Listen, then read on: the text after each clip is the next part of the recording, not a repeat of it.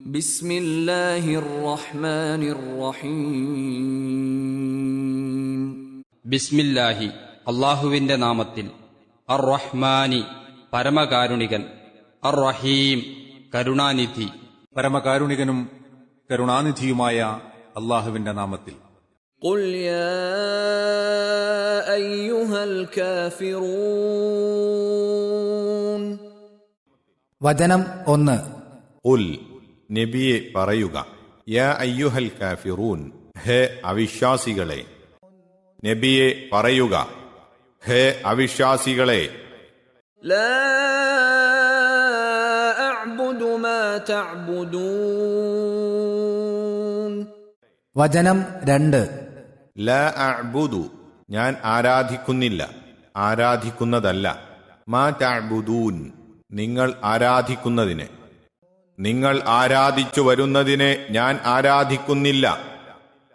വലാ അൻതും ആബിദൂന മാ അഅ്ബുദ്. വചനം 3. വല അൻതും, നിങ്ങളുമല്ല, ആബിദൂന, ആരാധിക്കുന്നവർ, മാ അഅ്ബുദു, ഞാൻ ആരാധിക്കുന്നതിനെ, ഞാൻ ആരാധിച്ചു വരുന്നതിനെ നിങ്ങളും ആരാധിക്കുന്നവരല്ല. വലാ അന ആബിദും മാ അബദ്തും. വചനം 4.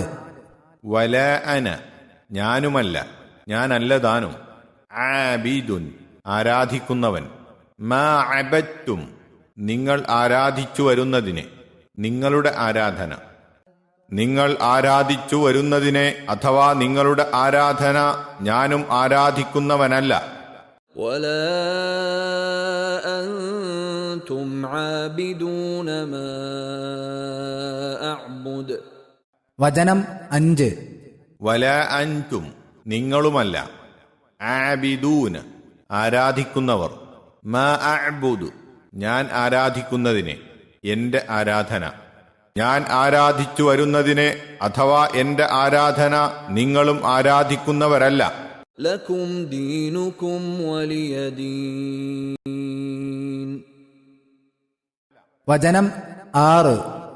ലക്കും, നിങ്ങൾക്ക്, ദീനുക്കും, നിങ്ങളുടെ മതം, നടപടി, വലിയ, എനിക്ക്, ദീൻ, എന്റെ മതം, നടപടി, നിങ്ങൾക്കു നിങ്ങളുടെ മതം, എനിക്കു എന്റെ മതവും.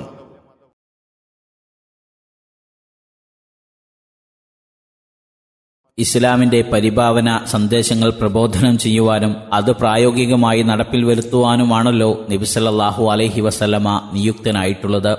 ഇസ്ലാമിന്റെ പ്രഥമവും പരമപ്രധാനവുമായ ലക്ഷ്യമാകട്ടെ ശിർക്കിനെ നിർമ്മാർജ്ജനം ചെയ്ത് തൗഹീദിനെ സ്ഥാപിക്കുകയുമാണ്.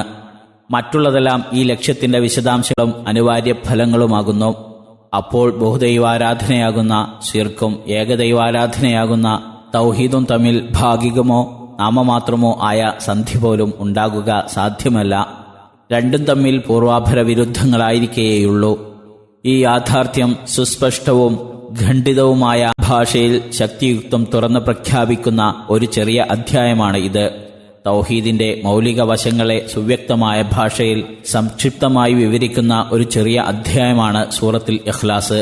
അപ്പോൾ ഈ രണ്ട് സൂറത്തുകളും തമ്മിൽ പൊരുത്തവും ബന്ധവും അവയിലെ ആശയങ്ങളുടെ പ്രാധാന്യവും വ്യക്തമാണല്ലോ. മറ്റു വിധത്തിൽ പറഞ്ഞാൽ ലാ ഇലാഹ ഇല്ലല്ലാഹ്, അല്ലാഹു അല്ലാതെ ഒരു ആരാധ്യനുമില്ല എന്ന കലിമത്ത് തൗഹീദിന്റെ ആദ്യ ഭാഗമായ ലാ ഇലാഹ, ഒരു ആരാധ്യനുമില്ല എന്നതിന്റെ വിശദീകരണമാണ് ഈ സൂറത്ത് എന്നും അവസാന ഭാഗമായ ഇല്ലല്ലാ, അല്ലാഹു ഒഴികെ എന്നതിന്റെ വിശദീകരണമാണ് സൂറത്തുൽ ഇഖ്ലാസ് എന്നും പറയാം. ഈ രണ്ട് സൂറത്തുകൾക്കും നബി സല്ലല്ലാഹു അലൈഹി വസല്ലമ വളരെ പ്രാധാന്യം കൽപ്പിച്ചിരുന്നതിന്റെ രഹസ്യം ഇതിൽ നിന്ന് മനസ്സിലാക്കാമല്ലോ.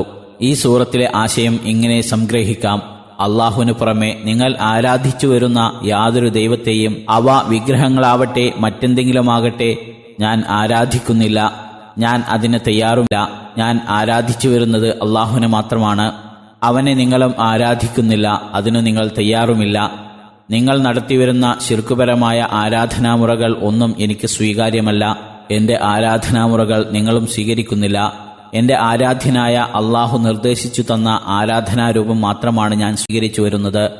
നിങ്ങൾ നടത്തിവരുന്ന ആരാധനകളാകട്ടെ അവ നിങ്ങൾ തന്നെ സ്വയം കെട്ടിയുണ്ടാക്കിയ ചില ചടങ്ങുകൾ മാത്രമാണ്. അതുകൊണ്ട് നാം തമ്മിൽ ഒരു കാലത്തും യോജിക്കുക എന്ന പ്രശ്നമേ ഇല്ല. നിങ്ങൾ നിങ്ങളുടെ മതവും നടപടിക്രമവും പിൻപറ്റിക്കൊള്ളുക, ഞാൻ എന്റെ മതവും നടപടിയും പിൻപറ്റിക്കൊള്ളാം. അതതിന്റെ ഫലം നമുക്ക് ഇരുക്കൾക്കും വഴിയെ കണ്ടറിയുകയും ചെയ്യാം.